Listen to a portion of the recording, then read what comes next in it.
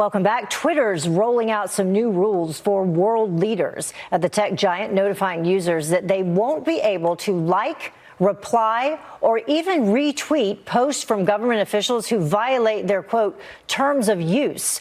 But is this just a new method of political censorship?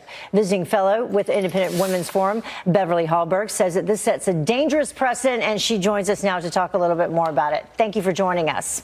Good morning, Heather. So as we begin, let's take a look at some of the topics that will be involved here that would lead to this enforcement.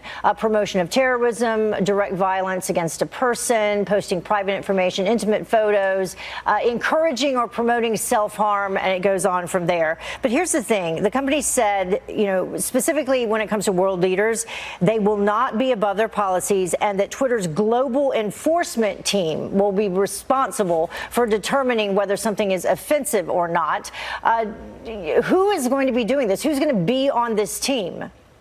Well, we know that this is a big tech company based in California, which is typically not friendly to conservatives. So they're going to have their team determining whether or not they find tweets, let's say from President Trump, whether or not they're offensive. And even though they are saying with world leaders, including our president, they're allowed to tweet things out in the sake of public interest that may be on the gray area of what their policies are. They're saying all those followers, all the president's followers, will not be able to share that, won't be able to retweet it. So it is limiting the free speech that individuals are able to share. Now, here's what I will say. Twitter, this is their platform. They can make the rules that they want, but there has been a history of them being very biased towards conservative voices on Twitter. So that is where there is this concern of censorship and what this could possibly mean for conservative ideology. Exactly. And rightly so, because of the precedents that have been set in the past by some of these people on these social media sites by censoring conservatives.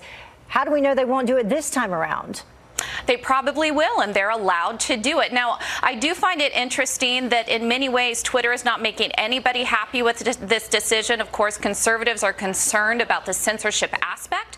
That's a very valid concern. But Senator Kamala Harris has been asking Twitter to ban President Trump from their platform for quite a few weeks now. They are saying no. The reason why Twitter is saying no is because they know President Trump makes them a lot of money. He has a huge following, and of course, many news outlets, including Fox News, like to follow his Twitter account and make news that way. So nobody's really happy with this decision. But in talking about how conservatives are censored, even issues like pro-life, there's one pro-life organization called Live Action who has been censored by Twitter, saying that they are not allowed to buy any ads if they continue to show ultrasounds on their Twitter account. So these are the type of decisions that Twitter is making. They're allowed to make those decisions, but as conservatives, we do have to ask ourselves, do we want to continue to use a platform that may censor us? Going back to what Kamala Harris has been asking, that President Trump be banned from the platform, do you think this is sort of a go-around for Twitter to kind of ride both sides of the fence? Because if you ban people or you determine a lot of the tweets that President Trump has sent out, those are offensive and you can't retweet or like or respond in any way, I mean, that's basically a form of banning him. Absolutely. This is limiting the free speech that world leaders have and also those who follow those world leaders. Again, Twitter has the right to do so. But I would ask, why do we not then see some progressive leaders out there who do things that do violate the policy? Why is the president being called out by Senator Harris and not other people? For example, Julian Castro, who was called out, but Twitter didn't do anything in reference to him doxing individuals' information and putting their private information out there. That's right. This is where the hypocrisy comes in. Twitter, apparently they have this global entity that is going to be determining what's allowed and what's not. I just don't trust Twitter to always have the right judgment. All right. Thank you so much, Beverly. We appreciate it. Thank you. Have a good day. We'll see what happens, how that shapes up.